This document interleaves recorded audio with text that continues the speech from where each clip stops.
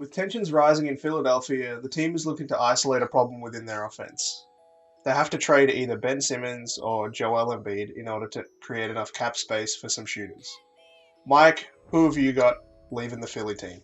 I'm Australian, so there's a place in my heart for Ben Simmons. You know, he grew up around the area, Dandenong area, that I also live around. So it's hard for me to say this, but I think that the Sixers need to trade Ben Simmons. The modern NBA is all about the three-point shot.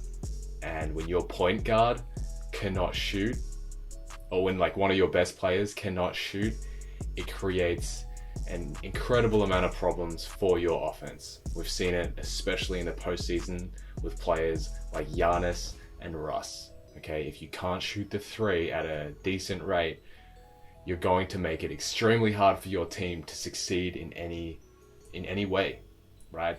That's why I'm going with keeping Joel Embiid. I think Joel Embiid, he's had a bad rap lately. You know, he does talk a lot. He's a bit of a personality, to say the least. But he's one of the top 10 best players in the league. He's been one of the top 10 best players for the last couple of years. I think it's best to try and trade Ben Simmons. You got some trade value there. He's young. And try and build this team around Embiid while he's still one of the best players in the league. Mike, you hear a lot about trusting the process, and that's exactly what I'm going to do. We've obviously lost Brett Brown as a coach, and I think that's what the Sixers needed to do. I think they're going to back their two stars in Simmons and Embiid, who are, Simmons is only going into his fourth full season, and Embiid's coming into his fifth full season. So I think you've also got to remember that. I think because they were immediately so good, there's been this high level of expectation to succeed straight away, and they were close to doing that. We look at last season, where they were literally one bounce away against the Raptors in that Game 7.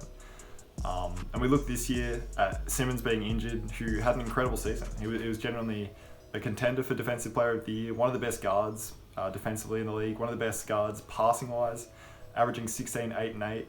Yeah, we talk about the lack of three-point shooting, which is a massive issue, don't get me wrong.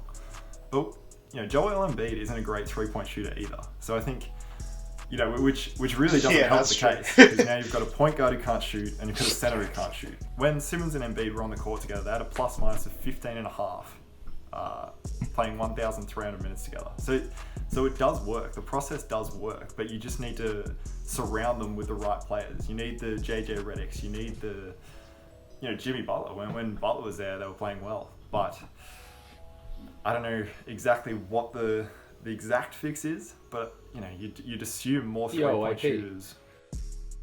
AP, mate. What was the question? It was, would you trade Ben or Embiid? All right. Well, the question wasn't, should we keep both of them? One? That wasn't the question, mate. We're choosing one or the other. Who do you think we should keep? I'm keeping Ben Simmons. You know why, mate? Because I'm a true blue Aussie, mate, who believes in my boy, mate. No, but in all seriousness, Ben Simmons is a much, much better playmaker than Embiid. If you saw this season, their offense was way more fragmented. They sort of ran Embiid with the bench and then tried to run Ben with the starters. It was all weird and just didn't work out.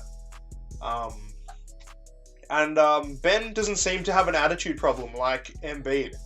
I feel like Embiid is very cocky, and that makes it hard for players to play with him, I think. I mean, that's probably why Jimmy Butler would have left. He didn't see any proper structure in that team, and he also probably didn't like the antics of Joel Embiid.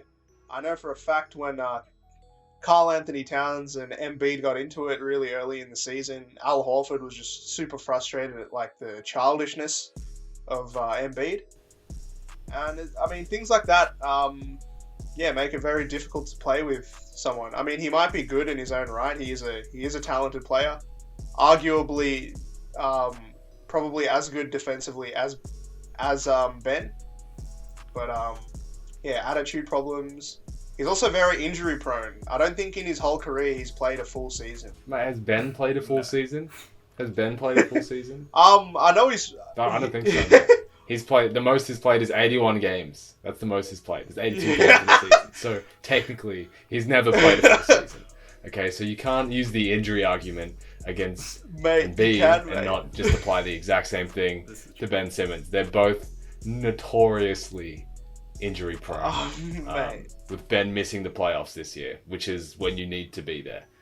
Obviously, that's not his fault, but some of the other things you talked about, look, with your centers, okay, the center position, I mean, it is slowly, I guess, dying out a little bit, but with the center position, there's usually a trade-off between offense and defense, right? You either have centers like Karl Anthony Towns, Nikola Jokic, who are offensively gifted, right? They can shoot the ball, they can play make, they can score.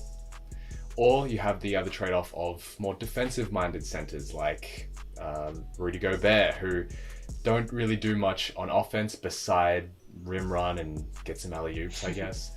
But then you have Embiid. He can do it on both ends. Why would you trade a player who is arguably the best center in the league? What? Right? He can play on both ends. He's not a defensive liability like Jokic. I think the problem is not Embiid. Even Jimmy Butler said him and Embiid, they had the best friendship between any of the other players. Jimmy Butler liked Embiid. He told Embiid to come down to Miami with him. So it wasn't an attitude problem on Embiid's part. You could say it's an attitude problem on Ben's part. Ben plays disconnected sometimes.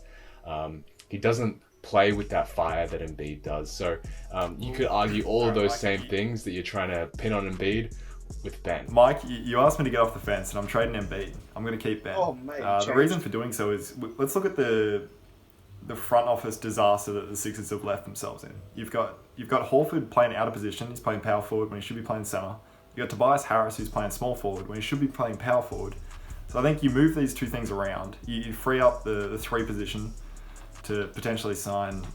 I don't know who the 76ers could really bring in to fix this problem. Potentially like a Bradley Beal. If you can get him somehow, I don't think with the contracts and how they work at the moment, but if you lose Embiid's max and then you can potentially sign Beal, I think that would be a perfect addition for the 76ers. Right. Liam's he's in imagination land or something, mate. The Wizards are not letting go of Beal. That's a known fact, right? Unless, it's a couple of years down the line. I think he signed an extension recently, so there's no chance that he gets signed by the Sixers. A similar type player is what I'm saying. A Booker, a Booker. Beal, those kind of. Booker, I think if you pick, the Suns are not letting go of Booker, mate. No, I'm not saying I'm saying a similar type player. You're obviously going to have to get him like a few years before their prime, but I think if you can pair that up with Simmons, I think that's a much better fit than Embiid is for Simmons. Well, I guess we'll see how the Philadelphia 76ers go this year. It seems like a do or die year for that Ben Simmons and Embiid duo. They don't seem to have any issues with each other, but I feel like we feel like the front office might have to make a move after this year. So we'll see how they go this season. Like and subscribe and comment down below. Who do you think Philadelphia should keep, Ben Simmons or Joel Embiid? Hey guys, cheers for making it to the end of the video. Really appreciate your time and listening to our opinions. Whether you agree or disagree with us, please drop a comment down below. Let us know. We're just trying to learn and grow our channel. And talking to growing our channel, feel free to drop us a subscribe as well. Really help us grow and really get our name out there. Really appreciate it, guys.